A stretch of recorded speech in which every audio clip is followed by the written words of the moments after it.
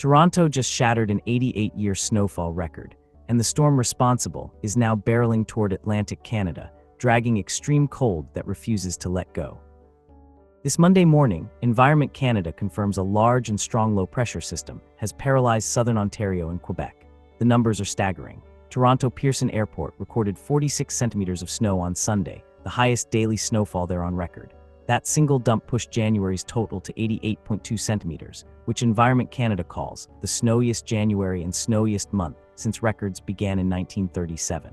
Nearly 9 decades of winters, none compare to this. The impacts hit hard and fast. Schools shut down across Toronto and surrounding areas. Transportation networks collapsed under the weight. Environment Canada notes the storm created significant impacts on transportation across much of southern Ontario, a technical assessment that translates to dangerous, gridlocked conditions on highways and city streets.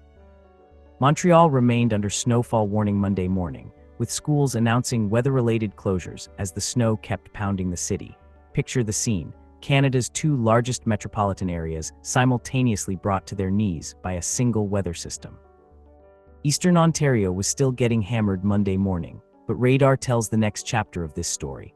The western edge is pushing out of the province, driving straight toward the Maritimes, according to Jeff Carlson, a warning preparedness meteorologist with Environment and Climate Change Canada. Atlantic Canada is bracing for impact. Some provinces face snowfalls between 20 and 30 centimeters. Environment Canada has issued snowfall and wind gust warnings for parts of southern New Brunswick, most of Nova Scotia, and Prince Edward Island. The storm isn't finished, it's just changing targets. Before we continue, don't forget to hit subscribe and ring the notification bell to keep you updated on this developing weather emergency. Nova Scotia is already feeling it. Schools and universities closed their doors. Dozens of flights in and out of Halifax's airport canceled, stranding travelers and disrupting cargo operations. The snow is expected to last into Tuesday, potentially dumping 30 centimeters or more across parts of the province. But it's not just the accumulation that creates danger. Wind gusts up to 70 kilometers per hour along the Atlantic coast will reduce visibility to near zero as snow blows across open areas. Environment Canada warns these conditions will create whiteouts on highways and rural roads. That's the deadly combination. Heavy snow plus high winds equals zero visibility. Halifax Mayor Andy Fillmore expects 40 centimeters or more for his city. He's uncertain whether schools and services will operate Tuesday. It's been coming down pretty thick, he said, an understatement that captures the relentless nature of this system. Prince Edward Island faces 15 to 25 centimeters, though locally higher amounts are possible according to Environment Canada.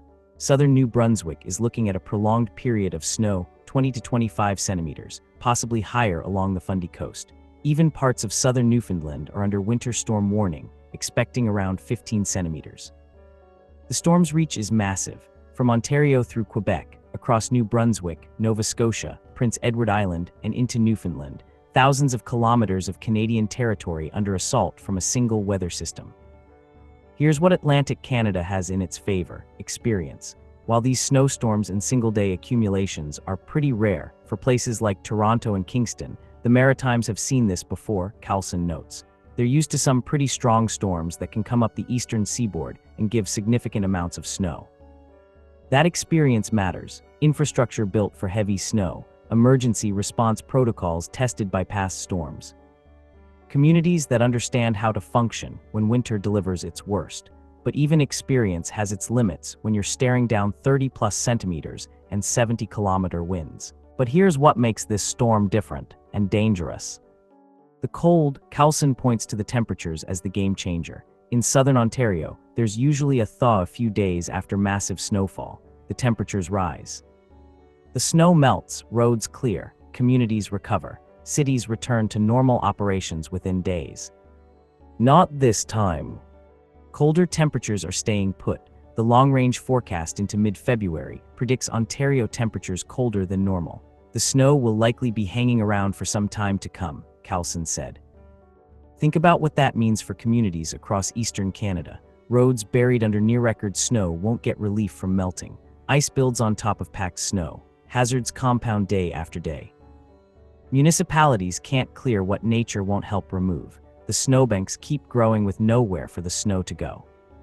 The 1-2 punch of record snowfall followed by sustained cold creates conditions that stretch emergency services beyond normal capacity. Power systems face weeks of critical loading as heating demands surge. Infrastructure designed for typical winter patterns gets tested by conditions that fall outside historical norms. Right now, Toronto sits under 88.2 centimeters of January snow, more than any month in 88 years of record keeping. That snow isn't going anywhere. No thaw is coming. The next system will dump on top of what's already there. Snowbanks will grow taller.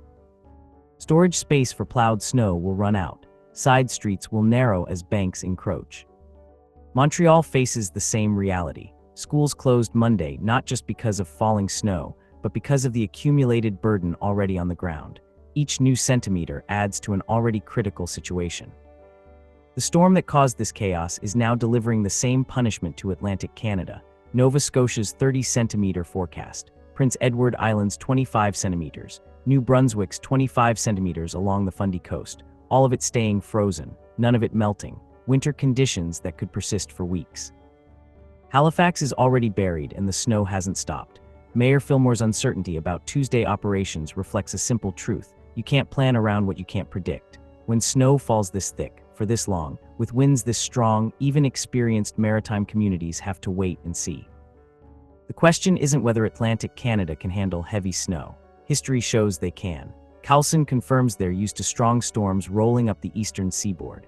But the question is whether communities across eastern Canada are ready for snow that won't melt, cold that won't break, and winter conditions that stretch beyond the normal recovery timeline. Toronto and Kingston rarely see this. The system that buried them is rare for a reason.